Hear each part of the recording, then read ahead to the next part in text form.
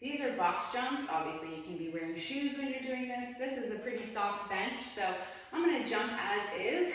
One of the key things with a box jump is even being able to generate the force and power off the ground to land on the bench with stiffness. So when we land, we wanna be able to support ourselves, watch that we don't knock out the knee, and we can feel confident in that landing portion of the box jump. Now you can choose the height. This is kind of a middle, like height-wise on the bench. I have a bench that's lower. You can also go with a higher box as you progress. So one key thing with the box jump is oftentimes we kind of see different movements with the arms.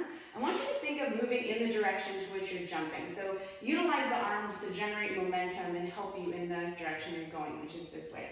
So as I come up, I'm gonna think about swinging my arms back and then jumping and taking the arms with me versus this way, which is sending momentum backwards when my body wants to go forwards. So I'm gonna think about coming here on my inhale, exhale, jump, and land with stiffness. So thinking about all the muscles supporting the knees, the ankles, and all the joints so that we don't land and feel a little wobbly. That's why we work on different isometrics and co-contraction exercises so we can generate that stiffness around the joints. So we come back on that inhale, you can even think about a little mini hinge. Inhale, and then exhale, land. Okay, I like to use that exhale to land, just thinking about exhale to the impact, pelvic floor lifts. You can play around with the breath and position. I don't want you to overthink it, but typically an exhale as you land.